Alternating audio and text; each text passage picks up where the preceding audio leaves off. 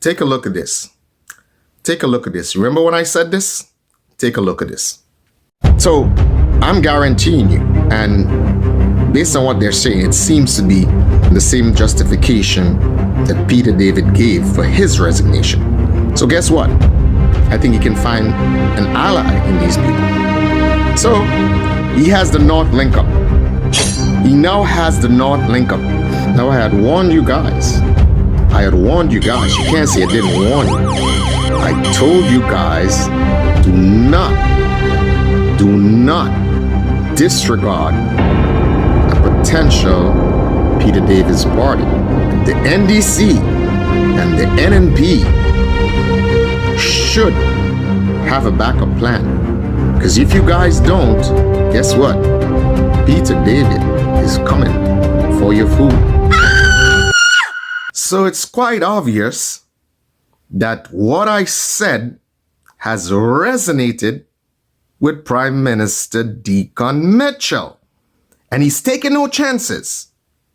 But remember when I said it, you guys scoffed and laughed and said, Peter David's exit from the NNP would only affect the NNP, and the NDC has none to worry about. Yeah, well, guess what? Prime Minister Dickon Mitchell doesn't think so, and that's the reason why he said this. So you had a fella who was a popular fella, and then he left the NDC, and then he went over by the other side. And then now he knows no man's land now. And I'm sure back then a lot of all you was disappointed and cried and say all kind of thing. But all you didn't know it was a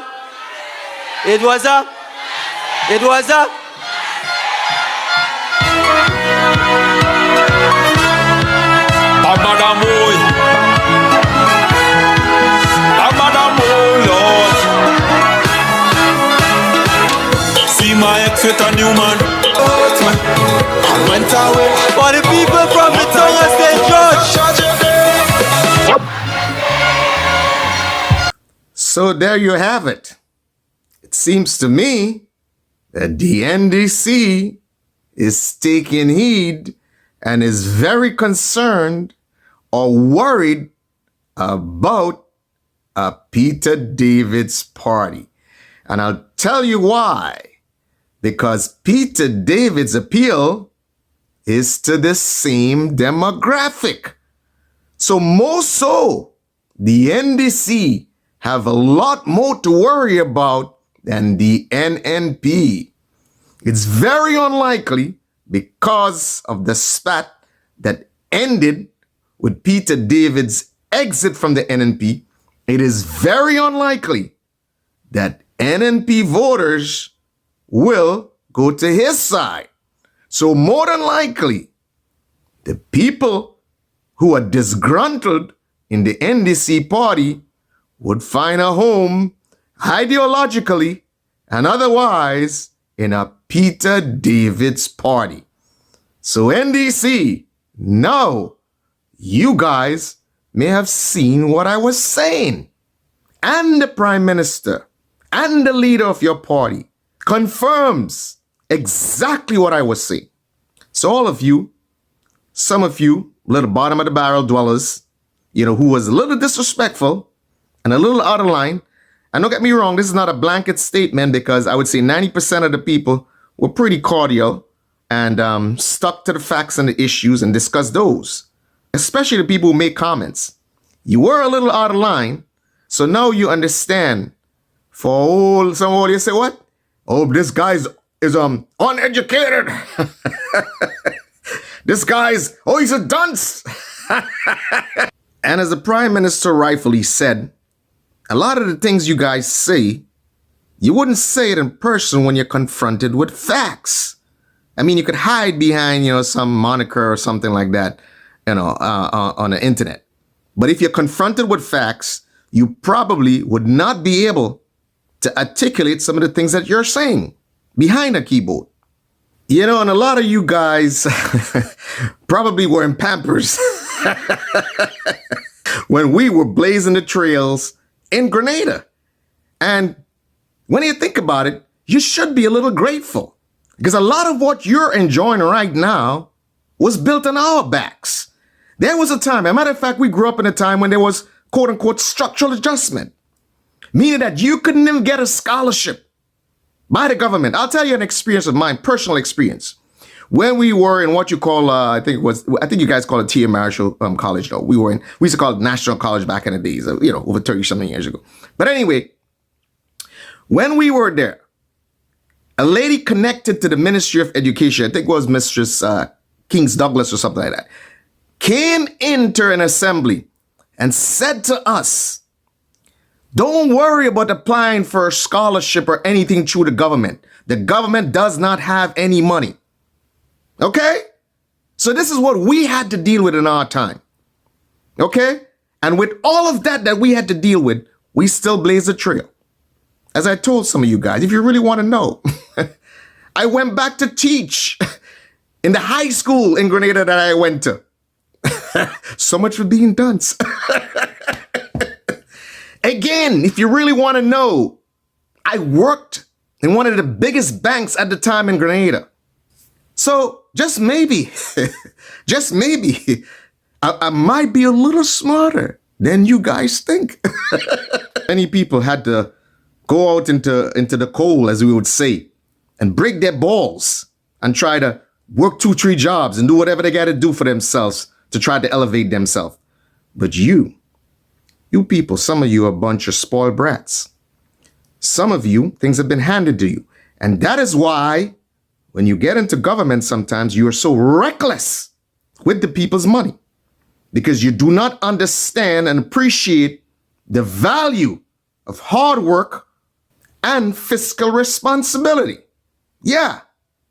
So we can talk and, about all the fanciful ideas of being interested in people and how much we want to elevate people. Look at the trajectory of how some of you rose or elevated yourself.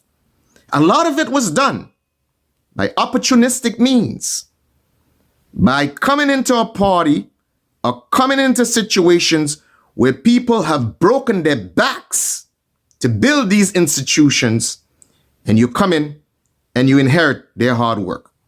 And you see people comparing people to Mars Bishop and all kinds of things. Well, the only people that are doing that must be people who saw Mars Bishop on television. Do you guys have a clue? Have you looked at the history of the man? Do you see what these guys been through to get to the position they got to? Do you see them paying the ultimate sacrifice? Grenadians, have you lost your freaking minds or something? And I understand the kids, they saw Mars Bishop on television, so it's okay. They can make, blanket statements like that or totally erroneous statements like that, because they may romanticize the PRG period, based on what they heard and what they saw on television. But grown people who should know better are allowing this nonsense to prevail. You should be ashamed of yourselves. Some of you are even Mars Bishop's peers. Some of you might have even gone through the struggle of this gentleman. What a disgrace. And the scriptures is clear about things like that. It says that in one generation, there is wealth and prosperity. And in the second generation, it is all gone. And that is because the second reckless generation becomes spendthrift, becomes wild and giddy-headed with money. So, while many may be hypnotized by what is taking place by sweet speech and sweet languages, there are many that see the truth and see the light and would not allow themselves to be hypnotized by these charlatans, these magicians, these masters of spin. You ain't fooling me. So while many of the Grenadian people may delude themselves into believing that you got their best interests at heart, and you may intoxicate them with fanciful speeches and intoxicate them with jubilee and intoxicate them with celebrations, guess what? They may fail to realize that you will give them pennies on the dollar And you would use many a times the machinations of government to enrich yourselves and to appear that some of you are the most hard-working people on the planet. Yeah, busybodies, we're all over the place working hard for the people of Grenada. I'll tell you a story about a guy. Again, I might have said it before. People who truly are concerned about their people, the Grenadian people, are fiscally responsible with their money. As I told you about Mars Bishop and his entourage when they used to travel, he used to pack so much of them in the same hotel room that somebody would get frustrated. Oh my God. But the gentleman used to always say, and he used to tell them specifically, people who traveled and told me those stories, specifically, yo, this is the Grenadian people money. You got to be careful with it. As a matter of fact, I tell you stories from soldiers, okay, who were on base, okay, who were on base in Calavini. I'll tell you stories about them. Even when they were firing wrongs and training, one of the soldiers related to me that the officers would say to them, be careful, don't waste the government wrongs. Okay? This is the mentality these people have. So when I grow up around, and when I know people with that sort of mentality, this new charlatanistic mentality, this new facade can't catch me. And I would make it my duty to educate the people that I know and as much people that I can reach so that they too would be enlightened. And as for all this smarts and all this stuff, let's focus on common sense. That is important in life. What is relevant and what I have more respect for and love for is the regular man. The regular woman who's trying to take care of her children. These women, they are more economists than these so-called government economists. They're better at finances than these so-called financial gurus. These are the people I have respect for. These are the people I have love for. The regular man who probably may not have had the opportunity to do what he wanted to do intellectually, but yet still he's holding his own. Yet still he's skillful and can go out and make a living for he and his family. These are the people I have respect for, not people who place so much emphasis on they want to pretend that they're more bright than everybody else. I don't have no respect for them. As a matter of fact, I don't trust them. They're usually masters of deceit. Keep in mind, a country is built on the backs of men of cojones. Okay? Men of cojones. These are the men, and these are the people that drive an economy and build a country. So, and a lot of you guys probably were in Pampers when we were blazing the trails in Grenada. And when you think about it, you should be a little grateful because a lot of what you're enjoying right now was built on our backs. So the bottom line is this. For a fella like me who's an old dunce fella, I do seem to have a little bit of insight. So much insight that the Prime Minister would take it upon himself to ensure what seems like him going after Pedro. The NDC and the leadership of the NDC is so morbidly terrified.